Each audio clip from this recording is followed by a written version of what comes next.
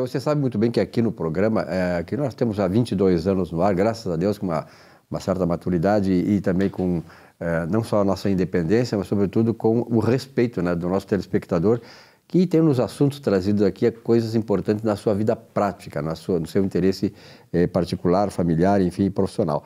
Uma das coisas que nós temos aqui é a questão da previdência social.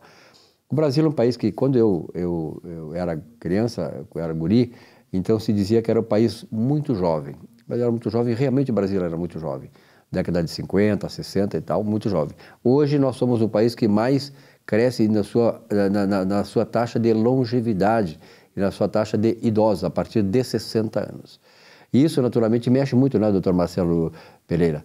Mexe muito na questão previdenciária. E por isso que o doutor Marcelo Pereira, do escritório Pereira da Costa Advogados, está aqui para nos orientar. E uma das questões que diz respeito à questão da previdência social são os benefícios por incapacidade. Nós sabemos que tem muitos idosos, nem só idosos, pessoas que chegam até a meia-idade, até menos, que acabam sofrendo algum tipo de lesão e alguma doença e se tornam incapazes de trabalhar e, portanto, elas recorrem à previdência social.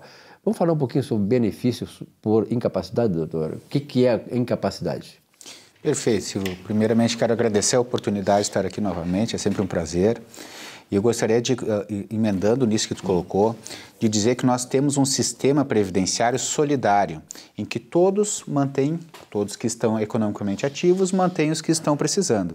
E nisso a gente pode dizer, por exemplo, que se alguém vai lá, se filia à Previdência Social, está descendo pagou a primeira parcela, está descendo o degrau da lotérica que pagou e torceu o pé, ele tem 15 minutos de contribuição, é um acidente, e se isso interferir na capacidade de trabalho dessa pessoa, vai receber benefício. Por isso que é solidário, porque são questões que podem acontecer e são imprevisíveis, são acidentes, e isso é imprevisível, e por isso a pessoa tem direito de manter a sua dignidade, mesmo quando perde a capacidade. Agora, eu queria começar pelo conceito de capacidade e incapacidade previdenciária. É diferente, as pessoas algumas vezes confundem o diagnóstico de uma doença com incapacidade profissional.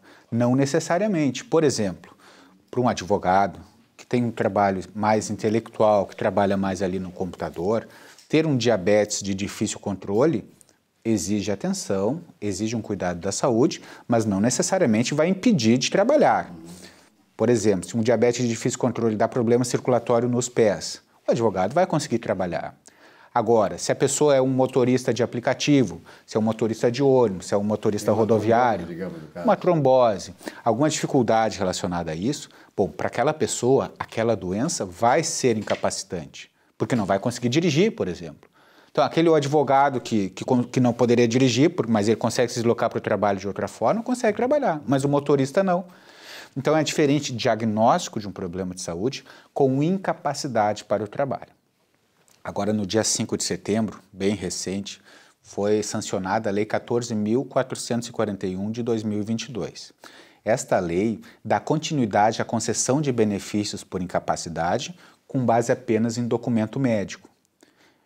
Como era na pandemia, em que as pessoas não podiam ter contato com os peritos por questões sanitárias, e se adotou essa sistemática se viu que é possível tornar mais abrangente, mesmo nessa época em que já pode, né, já há flexibilização na possibilidade de perícias, veio essa lei para dar continuidade, para poder atender a demanda que é alta, né? Então, agora, a pessoa ter a incapacidade precisa provar que tem a capacidade, e aí entra o laudo médico. O que precisa o laudo médico dizer? Bom, fora questões formais de nome, CPF da pessoa, o laudo médico vai ter que dizer ali qual é o CID da doença, né?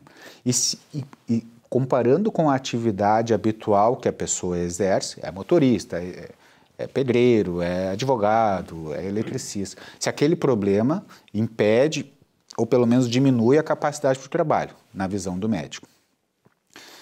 Quando começou essa incapacidade para o trabalho, não necessariamente é quando foi diagnosticada a doença, né? Eu posso ter um diagnóstico no nosso exemplo de diabetes, mas que com o passar dos anos é que ela deu um problema circulatório. A incapacidade começou no problema circulatório, não no diagnóstico da diabetes. Então a gente identificar quando foi o início dessa incapacidade também é importante.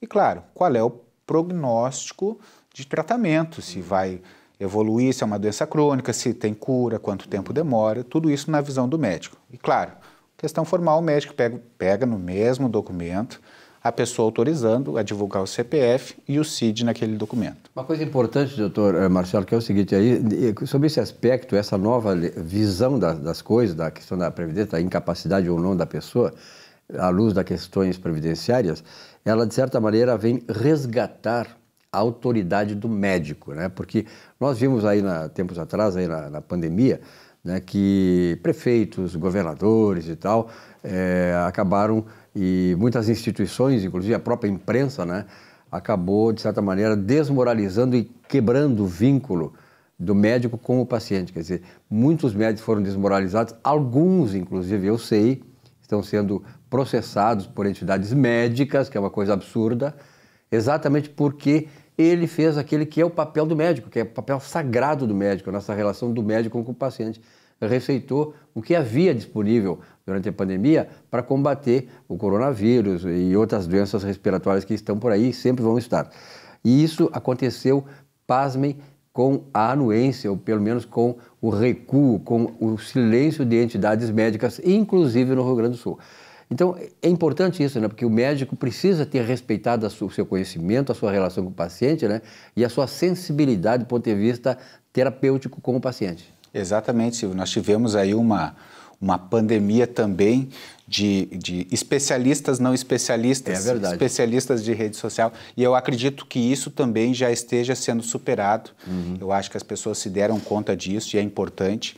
O médico tem que ser respeitado, é um profissional que estudou muito, né? Qualificado, está ali, não está por acaso, está ali porque teve por merecer aquele conhecimento, aquele posto que ele ocupa.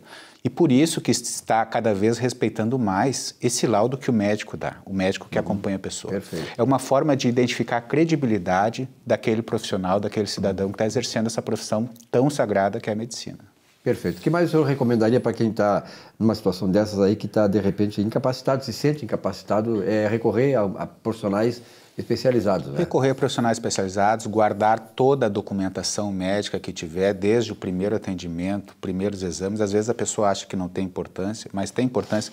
Mesmo exames que indiquem que a pessoa está bem têm que ser guardados, porque às vezes é importante a gente identificar quando começou a ficar doente.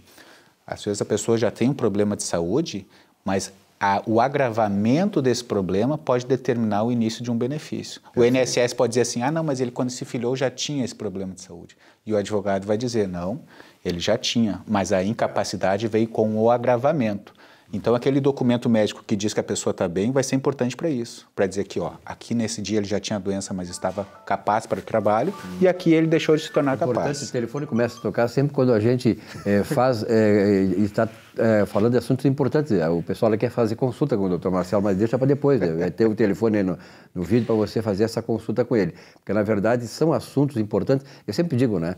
Eu já estou aposentado e tal, mas todos nós na família, mesmo que sejam jovens, um dia vão precisar dessa aí, né? Quer dizer, às vezes nem um dia mais tarde, hoje vão precisar. Então, essas informações, esse conhecimento que o doutor Marcelo traz aqui, ele com a mana, a Luciana e a doutora Isabel também, é importante para você, para ter esse norte, né? Porque, na verdade, quando se trata de previdência social, são tantas leis, são complexidades enormes e tal, é preciso a orientação de alguém que sabe. E alguma recomendação a mais aí para finalizar a entrevista, doutor Marcelo? 20 anos de trabalho com Previdência Social. Já dá o nome Previdência já significa ser previdente, se preparar para o incerto. Então, a dica final é pague seu INSS, mantenha-se a contribuição, vai ser útil para quem estiver pagando e para quem está precisando receber também. Perfeito. Um grande abraço, até a próxima. Muito obrigado. Um rápido intervalo, já voltamos aqui com o nosso Economia e Desenvolvimento. Até já.